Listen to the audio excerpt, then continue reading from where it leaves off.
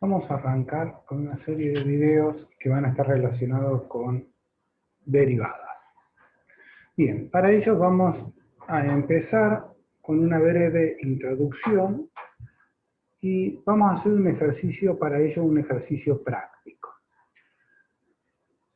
Vamos a suponer que nosotros estamos aquí ubicados en nuestra ciudad, en la estación de trenes, en este lugar, y decíamos, o sea, nosotros estamos ubicados aquí, como decíamos, y deseamos llegar a nuestro colegio, que estaría ubicado aquí.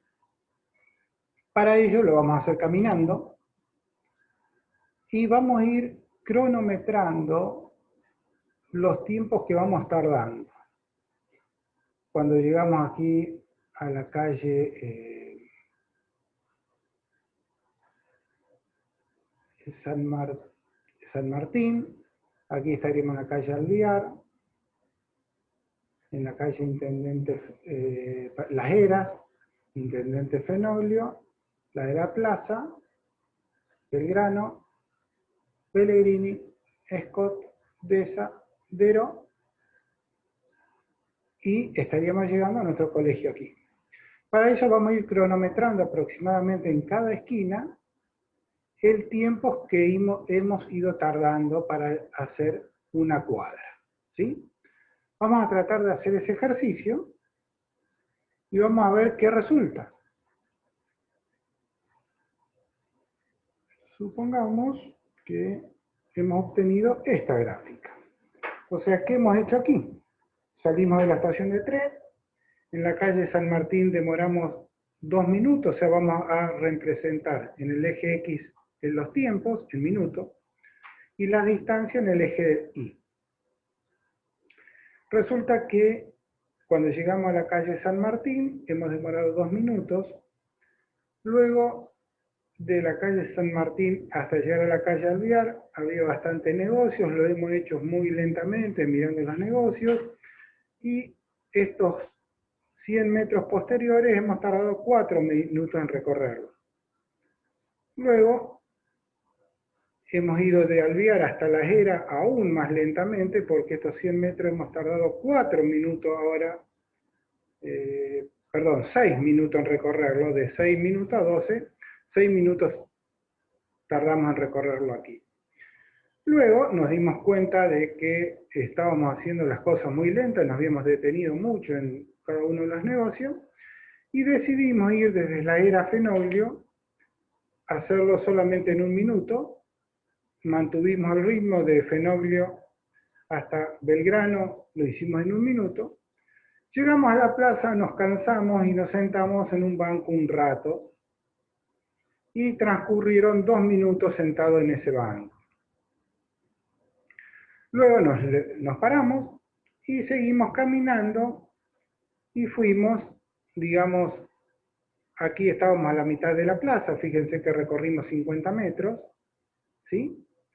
Y veníamos, estaba lindo el día, lo hemos hecho muy lentamente porque tardamos 2 minutos en recorrer esos 50 metros, y 4 minutos, perdón, de 18 a 22. Luego nos dimos cuenta que se nos hacía tarde para llegar a análisis, y empezamos a apresurar la marcha. Por lo tanto, los últimos 50 minutos los hicimos en tan solo 2 minutos. Luego veíamos que cada vez llegábamos tarde, hicimos el otro 100 metros en 1 minuto y algo, los 100 metros en 1 minuto y algo, y los últimos 100 metros lo hicimos a toda máquina y tardamos solamente medio minuto. Y llegamos a tiempo a la clase de análisis. Bien, obviamente que esto es figurado. Bueno, ¿qué ocurre? Fíjense, si nosotros unimos todas estas líneas a través de rectas, podríamos tener una especie de función por tramos, definida por tramos, donde cada uno de estos tramos son rectas, ¿sí? Bien, si esa toma de medidas o de distancias y tiempos que hemos ido realizando, en vez de haberlo hecho cada 100 metros, lo hubiésemos hecho cada 50, cada 20, cada 10, cada 1 metro, obviamente, todos estos puntitos, esta cantidad de puntitos amarillos hubiesen sido mayores. Si hubiésemos tomado una cantidad muy alta de toma de medidas y de tiempos, esto podría ser casi una línea continua, toda amarilla. En vez de ser una línea hacia tramos azul, sería una línea continua amarilla.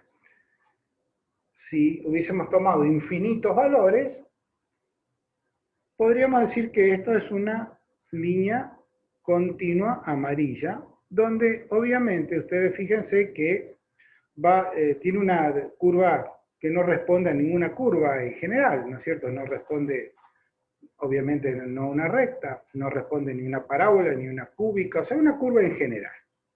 Bien. Nosotros podríamos decir o hacernos la siguiente suposición. ¿Qué velocidad? A ver, velocidad, ustedes saben que todo el mundo estamos de acuerdo de que velocidad es espacio recorrido en la unidad de tiempo. O sea, cuando uno va al auto a 80 kilómetros por hora es porque vamos a hacer cada 1 hora 80 kilómetros. ¿Verdad? Bien, o sea, es espacio dividido el tiempo. Si nosotros decidiéramos decir, bueno, ¿qué velocidad tuvimos en la primera etapa donde salimos con muchas ganas de llegar al colegio? Y hubiésemos dicho que nuestra velocidad era 100 metros dividido 2 minutos. O sea, 50 metros por minuto. En la segunda etapa hubiésemos dicho que eran 100 metros dividido 4 minutos.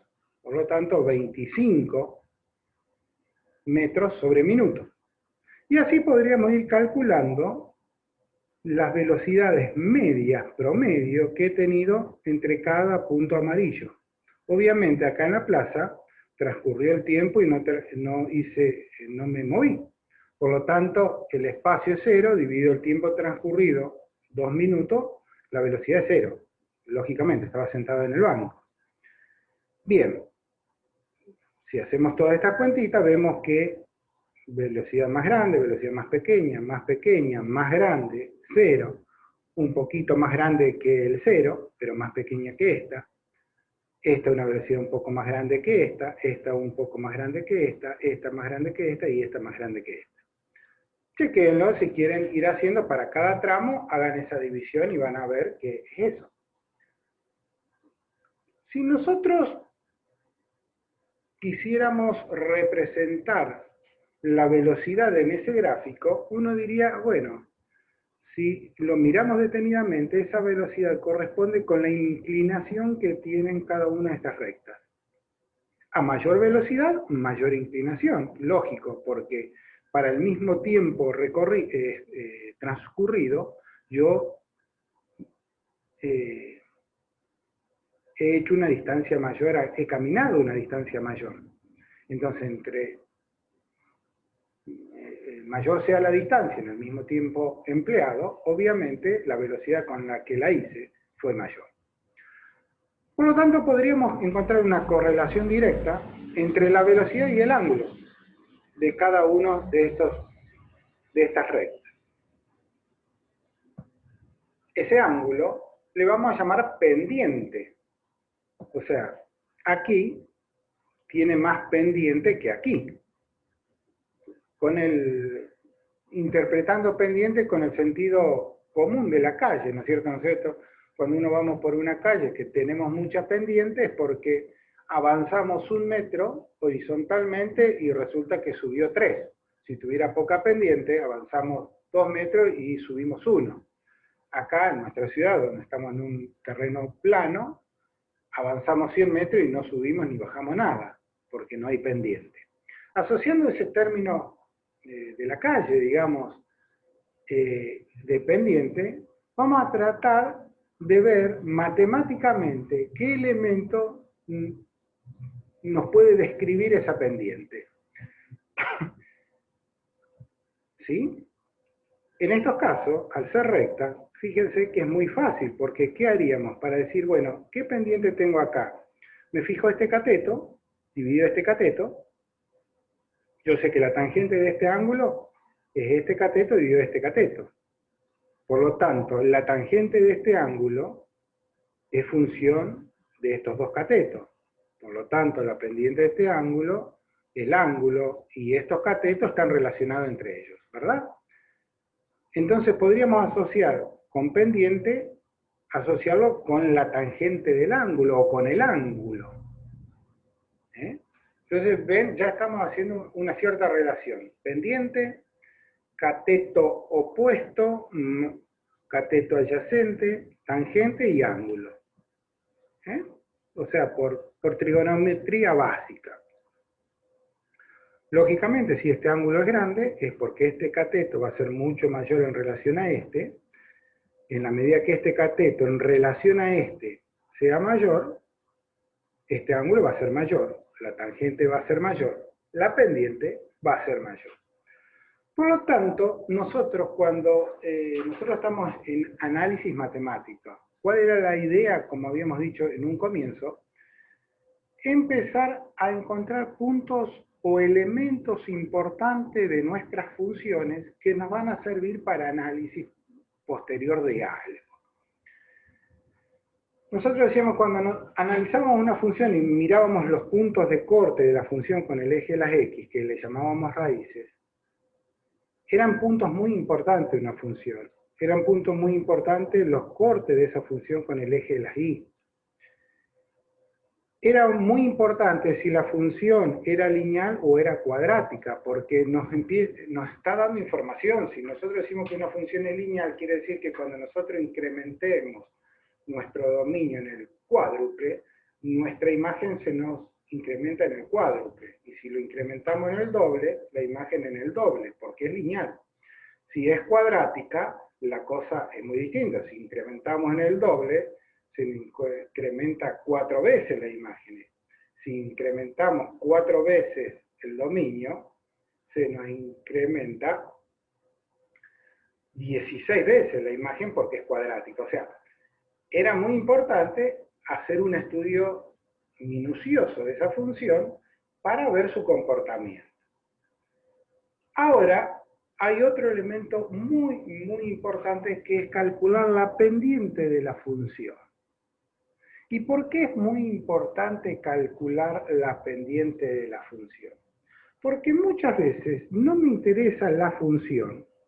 O sea, si a mí me interesara la función, me interesaría el valor que, no sé, para 14 tiene el valor de la calle Belgrano, que es 1, 2, 3, 4, 500 metros. O sea, para 14 segundos son 500 metros. Eso sería si me interesa la función, el valor. Pero me puede interesar cuánto vale la pendiente en este punto de la función. A ver, dicho de otra manera. Si yo tengo una función, por ejemplo, gastos en mi familia durante el mes. ¿Es importante el valor de la función? Obviamente es importante, porque no es lo mismo que cuando yo ponga en el eje de las X 15 días y en el eje de las Y tenga 1000 pesos, no es lo mismo que si a los 15 días pongo en el eje de la Y 100.000 pesos. ¿Sí? Por lo tanto, obviamente es muy importante el cálculo de la función, pero a lo mejor, o puede ser que las dos cosas sean importantes, la función y cómo fue cambiando esa función. A ver, si yo los 15 días he gastado 1000 pesos, es un dato importante, pero también puede ser tan importante como eso, ver si el día 9 yo también tenía 1000 pesos, o si el día 9 yo tenía 800 pesos. O sea, si yo el día 9 tenía 1000 pesos y el día 10 tenía 10 pesos, y yo quiero saber cuánto vale la función en el día 10, 1000 pesos, fenómeno. Pero si yo sé cuánto tenía el día 9, quiere decir que yo no tuve gasto entre el día 9 y el 10. Distinto sería si yo tengo 1000 pesos el día 10, pero el día 9 yo había gastado 900 pesos o tenía 1100 pesos. O sea, yo gasté 100 pesos. ¿A qué es lo que voy? A mí me interesa muchas veces cuánto vale la función en un punto, pero también me interesa saber cuando yo en ese punto me muevo, en el entorno de ese punto, un poquito a la derecha, un poquito a la izquierda, cuánto me cambió la función. O sea, en nuestro ejemplo sería si yo tengo un día que me corro a la derecha del día, no sé, 15, y me corro un día del 15 a la izquierda, que sería el 14, y me fijo qué variación tuve de plata entre el 14 y el 16, es algo muy importante, tan importante o más, o me da otro tipo de información que yo saber cuánta plata tenía el día 15. Son dos informaciones distintas. Muchísimas veces necesitamos saber el valor de la función y muchísimas veces sabemos necesitar el cambio de la función en el entorno de un punto. Y ese cambio me lo da la pendiente que tiene la función en ese punto. ¿Sí? Siempre es muy útil eso. O sea, yo me voy hasta la ciudad de Rufino, son 60 kilómetros. Sí, es interesante porque hice 60 kilómetros. A lo mejor me interesa saber, no sé, la distancia que hay de aquí a Rufino, 60 kilómetros. Pero también a lo mejor me interesa en cuánto tiempo lo hice, si fui en 1 hora, en 2 horas o en 3 horas, esos 60 kilómetros. Porque quiere decir que si lo fui en 1 hora, podía haber ido en una moto. Ahora, si yo fui en 5 minutos y hice los 60 kilómetros, no pude haber ido en una moto ni en una bici, tengo que haber ido, no sé, en un avión. Siempre vamos a necesitar conocer esa pendiente. Esa pendiente nos da información importantísima. Entonces, el estudio que nosotros vamos a hacer de aquí hasta casi fin de año, que nos vamos a basar en este nuevo concepto que le vamos a llamar derivada, se basa en calcular esa pendiente en cada uno de los puntos de la función. Hasta ahora no hemos nunca sabido, no tenemos las herramientas matemáticas para calcular las pendientes de una función. Miren, vamos a hacer otro ejemplo. Supónganse que yo tomo esta parte de este último tramo de mi llegada al colegio y eso lo voy a visualizar aquí, ¿sí? Aquí, o sea, aquí sería este último tramo en azul, sería el recorrido que yo hice de mi último tramo, digamos, desde, no sé, desde acá, desde que estaba en la Pellegrini, hasta que llegué al colegio. Vamos a graficar esta parte. Pero en vez de hacerlo así, en haber tomado este punto de medición, este y este, vamos a tomar muchísimos intermedios. De tal manera que esto, que era 3 rectas o 3 segmentos, lo podría convertir en esta línea continua que he dibujado acá en azul, ¿sí? O sea, aquí estoy llegando al colegio y aquí estaría partiendo de la calle Pellegrini, ¿sí? A ver, vamos a hacer el siguiente ejemplo. Supónganse que nosotros salimos de la calle Pellegrini y llegamos a la esquina de los semáforos y nosotros necesitásemos saber la velocidad que yo tenía en ese punto.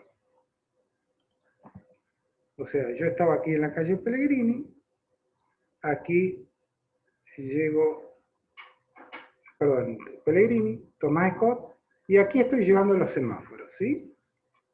Bien, si yo quisiera saber la velocidad que tuve en este punto, ¿yo qué podría hacer? Medir esta distancia, dividirla por este tiempo, y ahí me estaría dando la velocidad promedio que tuve desde que arranqué la calle anterior a los semáforos hasta que llegué a la calle de los semáforos. Pero no voy a saber la velocidad que yo tenía en los semáforos. Voy a saber la velocidad que tuve antes de llegar a los semáforos. Si yo lo quisiera hacer más exacto eso, y saber la velocidad que tengo exactamente cuando paso encima de los semáforos, yo podría hacer el siguiente esquema. Yo tomo el tiempo que tardo, o me fijo el tiempo que yo, o sea, aquí están los semáforos, ¿verdad? Entonces, si yo saco este tiempo de la cuadra antes de los semáforos hasta llegar al colegio, y esta distancia, que son 200 metros, dividido 200, dividido este tiempo, yo voy a estar calculando la velocidad promedio que tuve una cuadra antes de llegar a los semáforos hasta que llegué al colegio. Pero no voy a tener la velocidad justa que tuve en los semáforos, porque yo, ¿se acuerdan que acá estaba llegando tarde? Fui incrementando mi velocidad. Voy a tener una aproximación. Si yo quisiera sacar la velocidad que tuve justo en los semáforos, podría hacer lo siguiente: en vez de tomar 100 metros antes y 100 metros posterior del tiempo, lo hago 50 metros antes de llegar a los semáforos, 50 metros después de pasar los semáforos. O sea, tomo este punto y este punto de aquí, y hago esta distancia, que serían 100 metros, 50 antes, 50 posterior, y divido por este tiempo.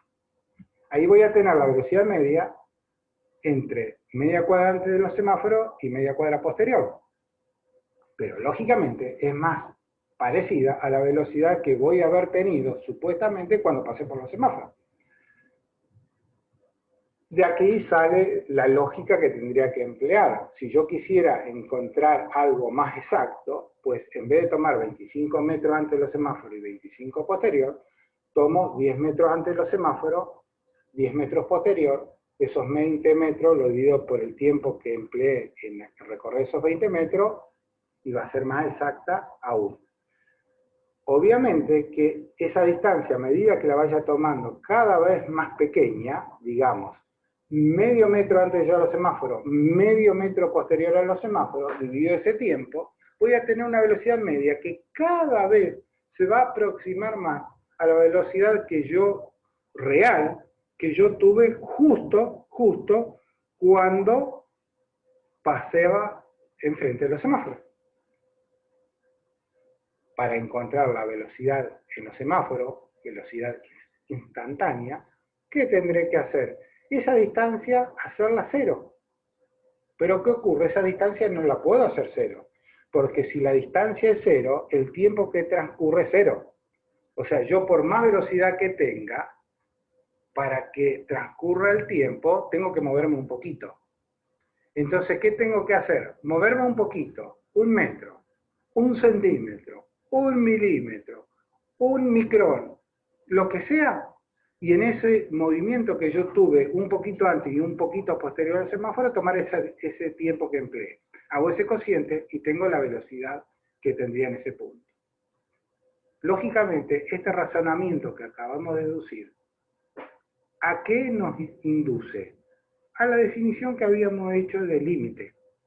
O sea, tenemos que tomar una distancia, o un tiempo, mejor dicho, tan pequeño como querramos, pero no cero. Pero para que sea exacto, ese tiempo tiene que ser tan pequeño como querramos. Definición de límite. Por lo tanto, con eso vamos a tomar esta última parte de nuestra trayectoria y la vamos a dibujar aquí. Miren, lo que habíamos dicho. Si yo tomo esta distancia, este tiempo, que aquí sería x, delta x, y aquí nuestra distancia es nuestra y famosa, sería, si yo tomo este tiempo, este delta x, mi distancia sería esta. O sea, mi velocidad sería delta y sobre delta x, que sería lo que está acá aproximadamente. Sería mi velocidad media. Si yo quisiera saber más exactamente la velocidad que tengo en el punto, en vez de haber tomado este delta x tan grande, tomo un delta x más chico. Entonces sería, si tomo este delta x1, mi delta y sería este. Perdón, de aquí hasta aquí. Por lo tanto sería esto dividido esto, mi velocidad media 1. Si tomara el delta x2, sería de aquí hasta aquí. Esto sería delta y esto sería delta x. Delta y sobre delta x sería mi velocidad media 2. Si yo quisiera, y fíjense cómo va cambiando, o sea, cuando yo hice delta i sobre delta x, en este caso primero, es como si yo hubiese reemplazado esta porción de curva celeste por esta recta amarilla. O sea, si yo de este punto a este lo hubiese hecho a través de la realidad, que era escribiendo esta recta azul, y, o sea, si supóngase que en este punto, que era, no sé, una cuadra antes del semáforo, yo y mi compañero, yo hago con la trayectoria que venimos diciendo, y mi compañero lo hace con una velocidad media que se corresponde con esta recta amarilla, los dos llegaríamos al mismo punto, en el mismo tiempo. Por lo tanto, es como que esto yo reemplazo por esta recta. Esta velocidad media de esta recta sí la podemos calcular, porque tenemos los elementos de esto dividido esto. ¿Sí? Por lo tanto, si nosotros quisiéramos encontrar la velocidad media, la pendiente en este punto, ¿qué tengo que ir haciendo? Tomando esta distancia pequeña y obviamente esta distancia cada vez va a ir siendo más pequeña. Pero el cociente de algo pequeño sobre algo pequeño, acuérdense que no era cero, no era número, ni era infinito, era una indeterminación. Teníamos que resolverla. De algo chico, o sea, si nosotros multiplicábamos algo chico por algo chico, era cero. Ahora, si nosotros dividíamos algo muy pequeño sobre algo muy pequeño, en principio era una indeterminación que, como tal, podía ser menos infinito, menos 10, 0, 2, 5 o infinito. Podía ser cualquier valor. Por lo tanto, esa indeterminación había que calcularla con un límite. Bueno, eso es lo que vamos a hacer. Vamos a calcular ese límite para delta x que tiende a 0 cuando, ¿de quién? Del cociente delta i sobre delta x. Es lo que hemos hecho aquí. Límite de delta i sobre delta x cuando delta x tiende a 0. Este cálculo que hacemos aquí nos estaría dando exactamente la velocidad media o la velocidad en los semáforos. Exactamente. En vez de expresarlo de esta manera, y a esto, perdón, lo vamos a llamar la derivada. En vez de expresarlo de esta manera, a veces se lo suele representar por esta fórmula. Vamos a ver que tenemos distintas formas de representación de la derivada. A veces lo representamos con esta fórmula. ¿Qué dice esta fórmula? Que la imagen de, si tomamos este punto como x, y esto es nuestro delta x, si esto es x más delta x, ¿verdad? Entonces, la imagen de este punto es este que está acá, ¿está bien? O sea, aquí tendríamos, esto es x, este es el punto x más delta x. La imagen de x más delta x es este punto, que es lo que está aquí. Menos la imagen de f de x, que es esto. Por lo tanto, f de x más delta x menos f de x es esta cota, este segmento que es delta i. Por eso que en vez de poner delta i, puse su equivalente. Y esta distancia es, esto era x más delta x menos x, obviamente esto es delta x. Delta x, delta x, delta x tiende a 0. O sea, esta expresión es exactamente igual que esta. Y esta también, obviamente, es la definición de derivada de una función. Y muchas veces la van a encontrar como la derivada del cociente incremental. La derivada se la suele definir como el límite del cociente incremental. Porque el límite del cociente, un cociente incremental, porque estoy incrementando mi función en x y la incremento a delta x.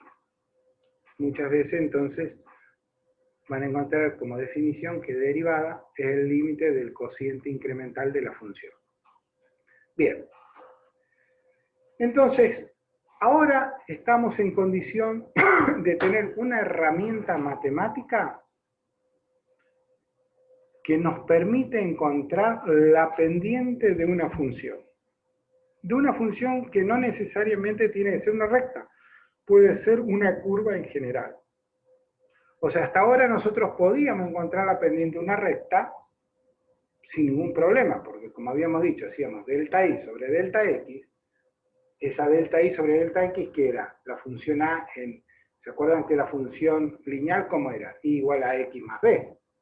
¿Y a quién era? La pendiente, claro. El b lo único que hacía, me desplazaba hacia arriba o hacia abajo paralelamente en mi ecuación. Por lo tanto, si el b lo descarto, lo saco afuera, lo tomo como b igual a 0, la función lineal me queda i igual a por x. A es i sobre x. Claro, a es la pendiente. Es cuánto cambia i cuando cambia x. Por lo tanto, nosotros ya estábamos en condición de encontrar geométricamente la pendiente de una recta. Pero lo que no estamos en condición de encontrar, o sea, estábamos en condición de encontrar la pendiente de una recta geométricamente y analíticamente con esa fórmula.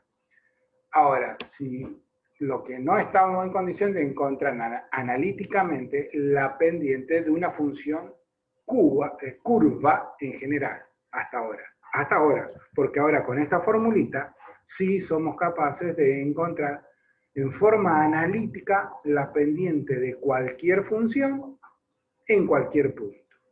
Ya vamos a hacer un ejemplo y vamos a terminar de redondear el concepto geométrico de derivada.